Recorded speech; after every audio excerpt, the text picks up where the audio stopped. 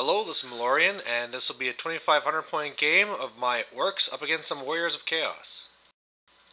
So this is going to be another Skype international game, so it's me from Canada up against Mr. Splicer from up in, off in the States there, and this game is going to be kind of neat for other reasons too. For my part, I'm actually running my Night Goblin army. So apart from, there's some people that say they run a Night Goblin army and then they mix in goblins and other stuff. No, this one's just Night Goblins. And on his side, he wanted to do Warriors of Chaos. I don't own Warriors of Chaos, so we're going to be just kind of proxying it with the Orc and Goblin models that kind of fit it the best. So the mission we're doing too is kind of a crazy one. This is another one from Warhammer that I didn't get to play.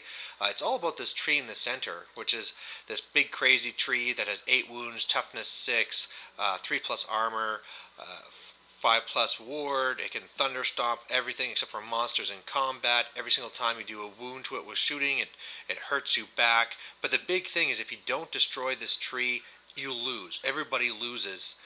No matter what. And the other thing too is for every wound you do, you get an extra 150 victory points. So it's pretty big that you go after it. It's just like a unit, but in combat, it's like a building where you can only have 10-minute models attack it type thing, except the mounts can attack as well. And otherwise, it's just regular 12-inch deployment. So just going over the list here, on my side, I have a little squig herd on each side. It has 20 squigs and 7 herders, trying this for the first time, where it's like a little flanking force. Then I have 3 units of 100 Night Goblins. The outside ones have spears, the inside ones have bows. Then on the right side, I have a war boss in there, and the only thing he has is the fireball ring. On the one on the left, that war boss there has the Basha axe and also the charm shield.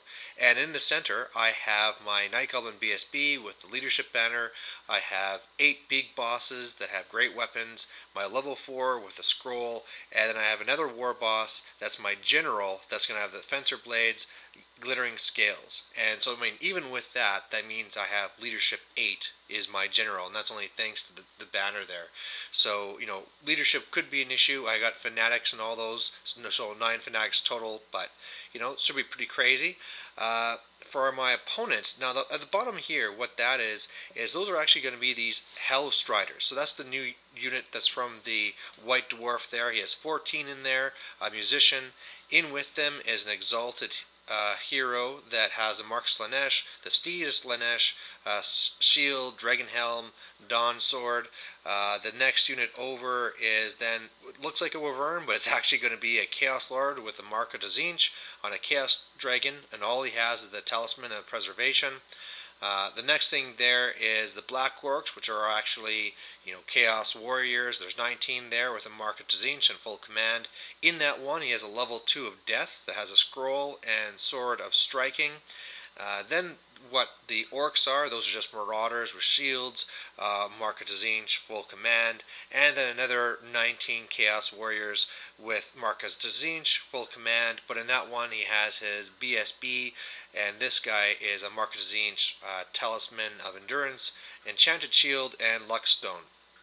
So really looking at this game and the way it's going to be playing out, I really think that the whole tree is going to be my ace in the hole, because really when he gets to me, he's going to be beating me up. I'll be steadfast, but I'm not low leadership. His dragon will be going and really causing a big danger to me. But if I can go after this tree and get those extra 150 victory points per attack or per wound, that could really help. But either way, it'll be fun just to try out this new list and see how it goes, really.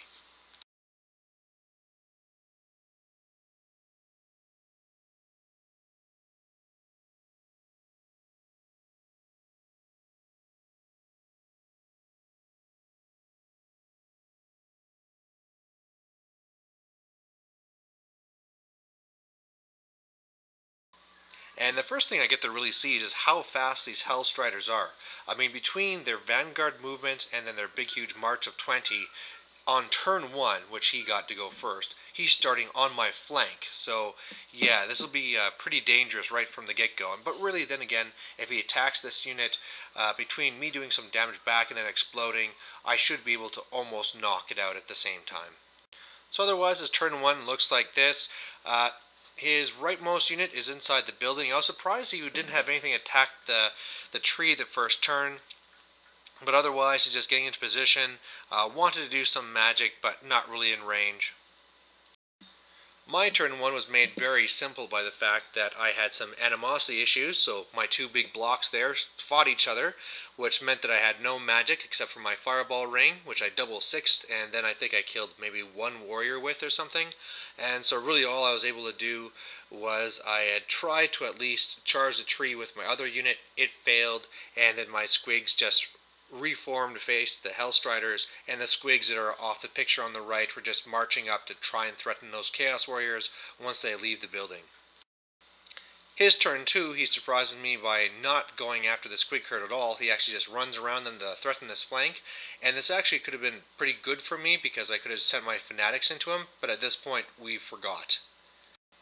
And then otherwise he sends his Dragon Lord into the tree, which is actually a really good move because then he can't be thunderstomped back and he can just kind of chop away at it.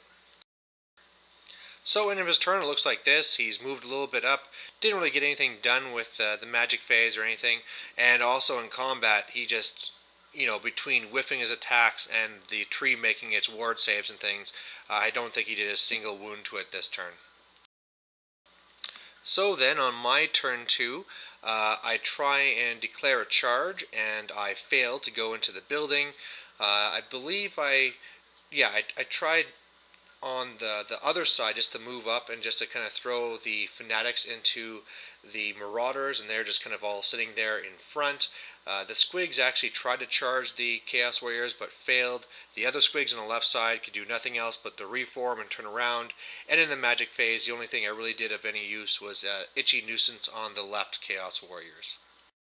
And then this is the point where we realized that the Fanatic should have been released, so instead of trying to go back 2 turns and make it work out with the Hellstriders, I just shot it in front because, that might have been the right thing to do anyway to stop these Chaos Warriors, and so we're just putting these here.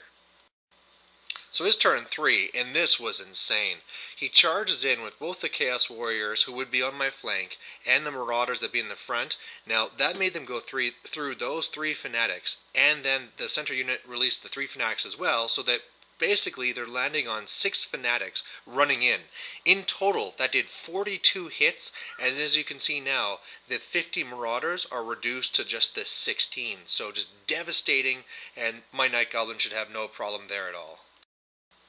Otherwise, it looks like this. So you can see that at the end of the turn here, that I had defeated the Marauders, ran them down.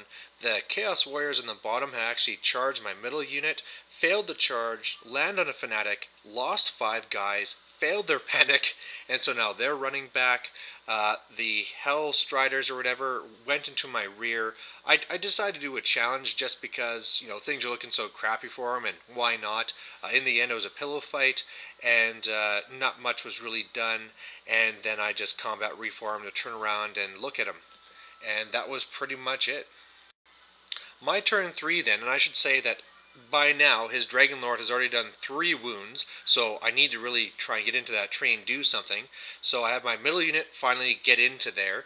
I have my squigs go into the flank of the Chaos Warriors, and I mean that's pretty much it. Everything else is locked in combat there, and really what it comes down to is in the end we've now done. He did nothing else to the tree. I did 3 wounds to the tree, so we're all even there. In the fight with the Chaos Warriors, he killed a good amount of me. I killed some back, and then I have all the static res. I won by 2. He held, and then for those Hellstriders there, he's now killed my war boss in the challenge, and I'm starting to really stabby them down to death. His turn 4, his left Chaos Warriors rally, his right ones defeat my squigs and they explode. He then kills the tree before I have a chance, but then I get things going my way too, where I kill a whole bunch of Hellstriders and I just let the last of them run off the table while I just turn around. So now it's really coming down to, okay, the whole tree thing is down. He is basically 450 victory points up, and now it's going to be the grind with the rest of this stuff. So my turn 4, I'm just basically going into these things. So the the Night Goblins on the top go into there. They get poison attacks, and they do okay, but again, just kind of for fun, I go and I do my war boss with the challenge. Of course, he gets killed because he's got nothing. And in the center, though, this is where I was kind of hoping luck would be on my side. I take a challenge with my big boss. In the end, it turns out that with him only doing like 3 wounds to me, I'm going to win by 2, but he's holding. And then otherwise, my other Night Goblins are moving up just to try and threaten those other Chaos Warriors here. His turn 5, though, this is where things start getting a little bit crazy. He defeats my Night Goblins on the left, and this is where it's actually kind of important where I have a lower leadership because I break, I get away, but then of course I bounce over all these things, go over here. In the other combat, I was able to kill his mage, so that's some nice points in the bank, and then I beat his lord again, win by 2, and he holds. So the grind's still going down, but I mean, with my left flank crumbling, I'm going to be in some trouble.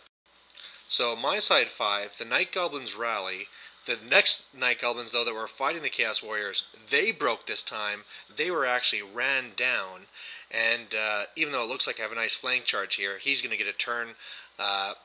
Same thing happens. I win by 2. He, holds. But man, he's getting a whole bunch of these Eye of the God bonuses. So he's getting pretty crazy right now.